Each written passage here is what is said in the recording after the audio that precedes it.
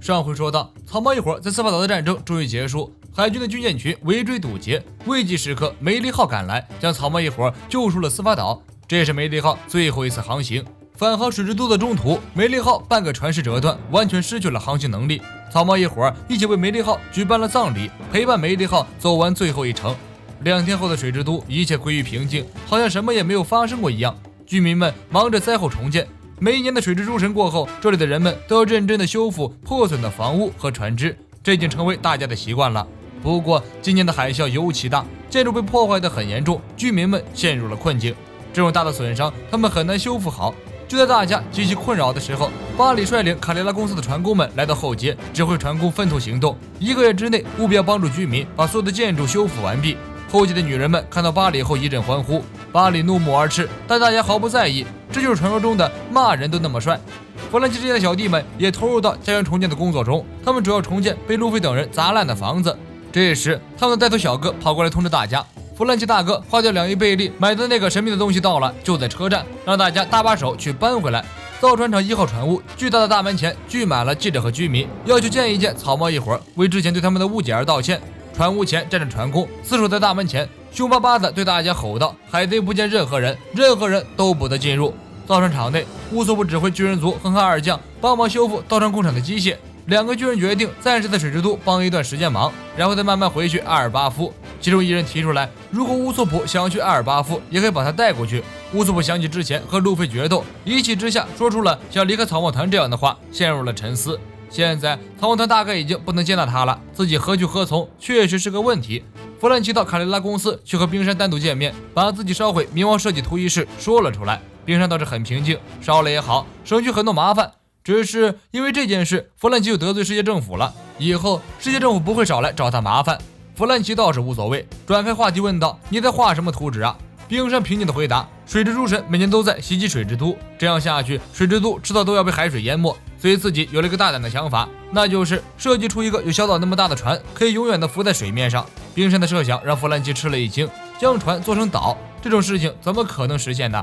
冰山却十分平静，他说：“你忘了吗？我们一直追随着一位将不能变为可能的伟大男人，是男人就要放手去做。”弗兰奇的脑海中浮现出师傅汤姆的样子，他微微一笑。这时办公室的电话响起，弗兰奇接起来一听，原来是自己的小弟们。小弟们向弗兰奇报告，他们订购的那个珍贵的东西终于到货了。弗兰奇听后笑了出来，那是自己等待了很久不可多得的宝贝。索伦独自坐在码头，看着手里就剩下10几厘米长的血走，内心一阵焦虑，也不知道下一把刀应该去哪里找去。卡雷拉公司临时总部海贼专属房间里，路飞为了不影响自己战后吃饭和睡觉，练就了一套一边睡觉一边吃饭的本事。记录指针仅需3天就可以存满，但纳美却一点也高兴不起来。本来用来买船的钱丢了1个亿，船上的东西也都没了，最主要的是自己留得纪念的橘子树也被人摘了。这时外面有人敲门，镇上的居民将包括橘子树在内的物品悉数归还。之前大家都以为草帽团是暗杀冰山的凶手，所以将他们的东西都没收了。上一届的罗宾和乔巴推门进来，经过司法岛事件，罗宾变得开朗了许多。那么向乔巴展示着自己失而复得的橘子树，房间门突然被人粗暴地推开，弗兰奇带着自己的2个妹子走进房间，推了推眼镜，脸色突然变得严肃。接下来我要说一件很重要的事情，不等其他人答应，弗兰奇就自顾坐在地上，讲起了一个漫长的故事。从前在某个战争不断的小岛上，岛上的人由于战火都死光了，城市也成了一片废墟。但是仍然有一棵巨大的树耸立在那里，不管发生什么事都屹立不倒。人们很快又在那棵树旁边重新建造城市和国家。这种树世界上只有几棵，十分稀有，被称为最强的树。它的名字就是宝树亚当。众人听得一头雾水，树，这个树的故事和大家有什么关系呢？弗兰奇继续讲述，亚当树有极少部分偶然会在黑市上被交易，可遇不可求，这是自己一直都梦寐以求的东西。但是亚当树价值整整2亿贝利，自己之前根本买不起。不过就在这种时候，一群拿着巨款的海贼出现了，就是眼前的草帽团了。甚至听完气得要跳起来打人，你这个混小子，该不会是拿着我们的钱去买这个玩意儿了吧？弗兰奇大喊一声，先听我把话说完。弗兰奇双手抵在地上，认真又严肃。他说，我曾经下定决心不再造船，但我还是想追随我一直以来奉为榜样的那个男人。等我想好这一切的时候，设计图都已经画好了。我的梦想是用那个宝树亚当再造一艘船，一艘能够跨越任何大海的梦想之船。现在宝树有了，设计图也有了。接下来等我造出这艘船以后，你们愿意乘上我这艘船吗？山治等人都愣住了。短暂的沉默之后，大家才回过神来。这么说，弗兰奇是想把这艘船送给他们？弗兰奇笑道：“就是这个意思。能让我中意的人乘上这艘船，没有比这更幸福的事情了。在这个海上围绕世界航行一周的戈尔蒂罗杰，他的奥尔杰克斯森号就是用着宝树亚当所制造的。我一定会造出一艘更厉害的船，让你们见识。”此言一出，草帽团一阵欢呼。可惜的是，船上路飞正呼呼大睡，错过了这个值得开宴会庆祝的时刻。另一边，就在草帽团沉浸在一片喜气洋洋的气氛之中时，一艘装饰着狗头雕像的海军军舰在水之都海港靠岸了。在海岸边，安在身上的索隆见状，向路飞等人落脚的房子狂奔而来。可惜索隆是路痴，不管他怎么狂奔，都找不准方向，搞得他自己都不耐烦了。这个岛难道是个迷宫吗？为什么每次都会回到同一个地方？这上两个小混混看到索隆似乎迷路了，心生歹念，想要找索隆点麻烦。索隆本来心情就不爽，又被两个混混骚扰，一股无名火涌上心头，转过身来，递给两个混混一个非常和蔼可亲的眼神。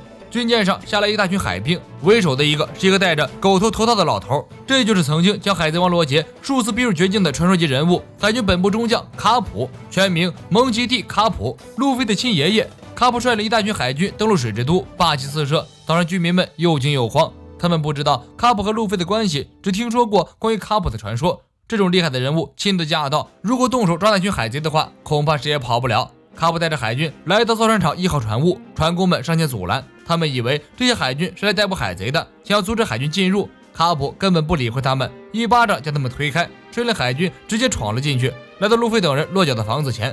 卡普叫他手下和两个跟班等在外面，自己则走到房子的侧面，举起拳头哈了一口气，一拳头将砖墙给砸了个粉碎。山治等人一愣，看到来者是海军之后，立即拉开架势准备战斗。卡普一个瞬移，速度比 T 都要快上好几倍。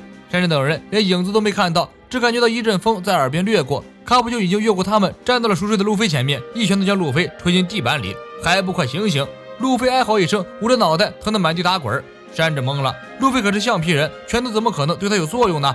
卡普嘿嘿一笑，充满爱的拳头是无法抵挡的。你可真是大闹了一场啊，路飞！路飞揉着脑袋抬头一看，惊得惨叫一声。周围其他人愣了几秒钟，同时尖叫出来。门外的海军们也愣住了，卡普中将居然有孙子，头一次听说呀！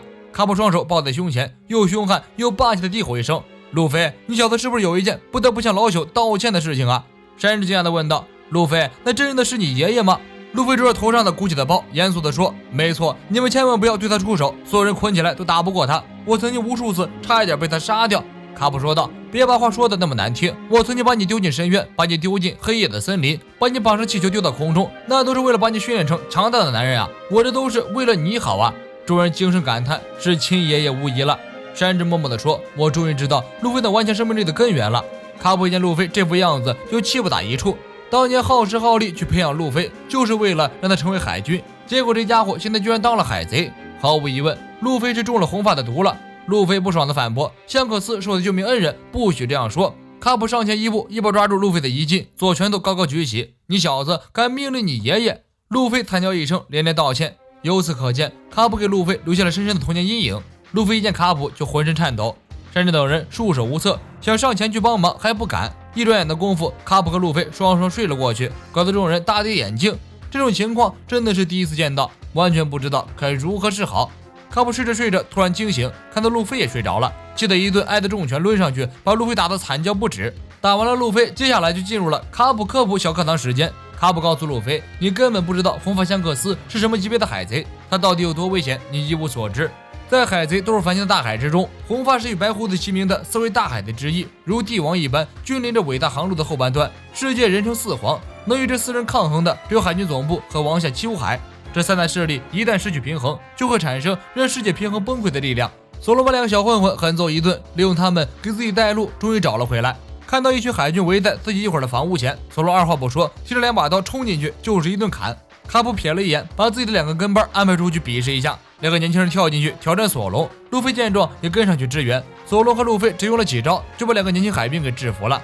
这2个年轻海兵越看越眼熟，居然是当年在东海的时候，路飞遇见的第一个伙伴，那个又怂又胆小的科比，以及他唯一的朋友，以前的官二代贝鲁梅伯。说起来，2人的加入海军和路飞以及索隆有着直接的关系。现在2人就在卡普的麾下训练，真的是有缘千里来相会。卡普命令手下的海兵们把锤坏的砖墙修好，海军们发出不满的声音。既然要修好，为什么还要破坏呢？卡普嚣张的回答：因为这样进去会比较帅。海军们立即反驳：请不要以这样的理由搞破坏，既然让我们修，你也要来帮忙。卡普无奈只好答应。在修船的过程中，卡普和路飞扯起了家常。你见过你爸了吧，路飞？听说他在罗格镇为你送行了。路飞和伙伴们一脸狐疑：什么老爸？路飞居然有老爸？他不是从石头缝里蹦出来的吗？再说了，罗格镇那么多人，到底谁是路飞的爸爸呀？众人都很好奇。卡普一边挖鼻子一边说道：你爸爸的名字叫蒙奇蒂龙，是个革命家。此言一出，再次震惊全场，不仅纳美等人惊呆了，连海军们也发出了惊呼的叫声。龙，那可是震惊世界的大人物，革命军是唯一可以和世界政府全面对抗的组织，而他们的顶点就是龙，那是可以操控世界政局，左右任何一个国家战争的人物。那种人居然是卡普的儿子，路飞的爸爸。这个家族到底是怎么回事啊？真正的黑白通吃，叱咤风云。卡普看到大家惊愕的表情，抓了抓头。这件事果然说出来不太好吧？那就当我没有说过。